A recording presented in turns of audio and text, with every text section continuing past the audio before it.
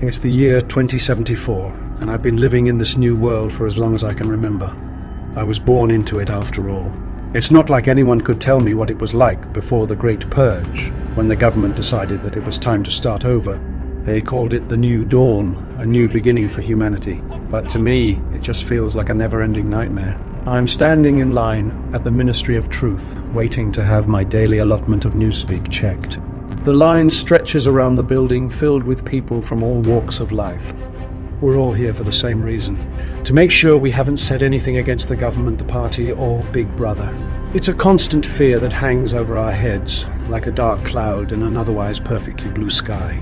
As I inch forward, I can't help but notice the posters plastered on the wall. Their bold, colourful letters proclaiming the virtues of doublethink and newspeak. One such poster shows a happy family of 4, smiling broadly, their arms linked together. The caption beneath it reads, "Unity is strength." It's ironic, really, because I can't remember the last time I saw my own family. They were taken away years ago during a purge, and I haven't seen them since. I wonder if they're still alive. Finally, it's my turn at the counter. The clerk, a stern-faced woman with a single black ribbon in her hair, takes my card and inserts it into a machine. It whirs to life, and I can almost hear the gears grinding as it processes my information. After what feels like an eternity, the machine spits out a small slip of paper. She hands it to me. Good day, comrade.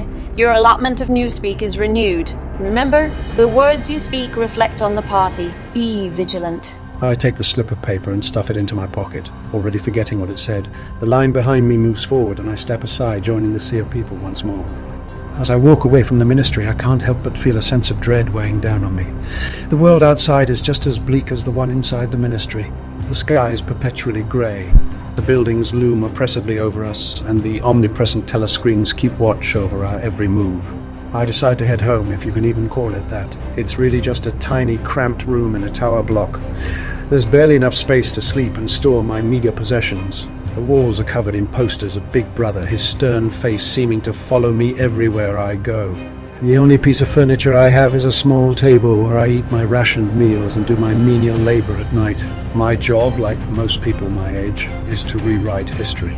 We're given old texts and documents, and we have to change them to match the new narrative. It's a never-ending cycle of lies, and I'm sick of it. But what can I do? The thought police are always watching, and if they catch you doing anything against the party, well, let's just say you don't want to end up in room 101. I enter my tiny room, collapsing onto my hard bed. My eyes drift to the poster of Big Brother above my bed, his gaze seeming to bore into my soul.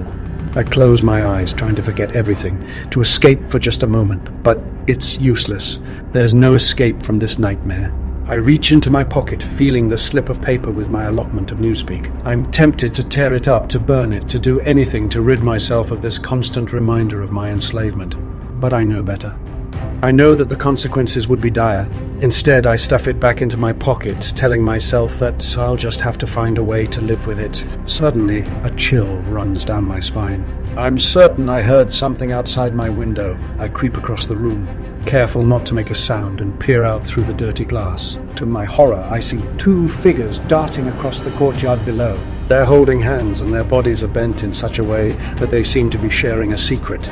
Despite myself, I feel a pang of envy. As I watch them disappear around the corner, I'm reminded of the stories my parents used to tell me about what life was like before the party. They spoke of love and freedom, of people who weren't afraid to think for themselves. I wonder if those things still exist somewhere, if they ever will again.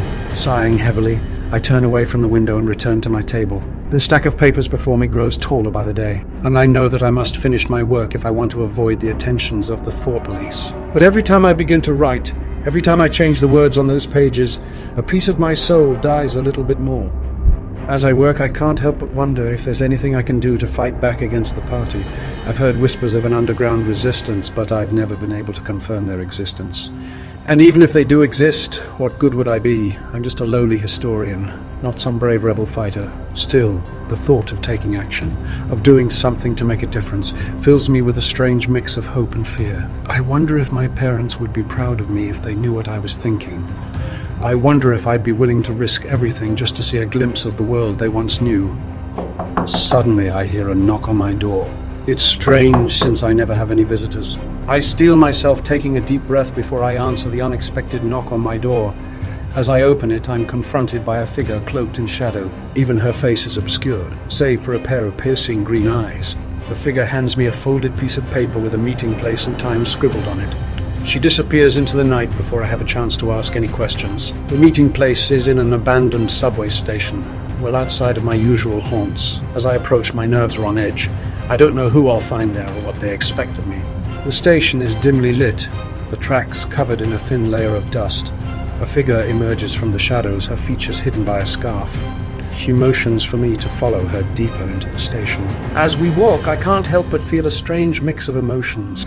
On one hand, I'm terrified of what's happening and who this person really is. On the other, there's a strange sense of familiarity about her. It's as if I've known her my entire life. When we finally stop, she spins around to face me, pulling back the scarf to reveal her face. My heart stops in my chest as I see her features. I can barely find the words as I stare at my long-lost sister. Sister, I didn't know you were still alive. I'm sorry. I shouldn't have surprised you like that. I've been watching you for a while now, and I knew you were the one to trust.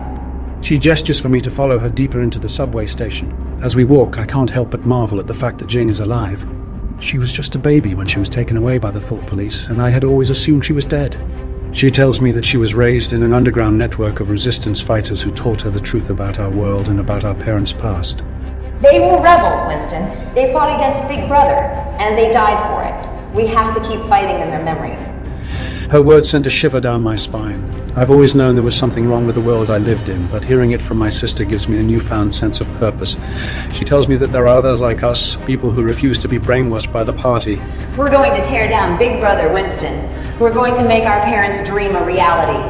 I glance at her, marveling at how much she's changed. She's grown into a strong, capable woman, someone I can truly admire. But beneath that exterior, I know she's still my little sister. Still the girl who used to share her toys with me and cry when our parents were taken away. There's an air of excitement and purpose about her that I've never seen before, and it's contagious. For the first time since I can remember, I feel like I have a real purpose in life. The thought of joining forces with others who feel the same way I do is exhilarating, and I can't help but imagine what it would be like to be part of something bigger than myself. To fight for a future where freedom and love once more reign supreme.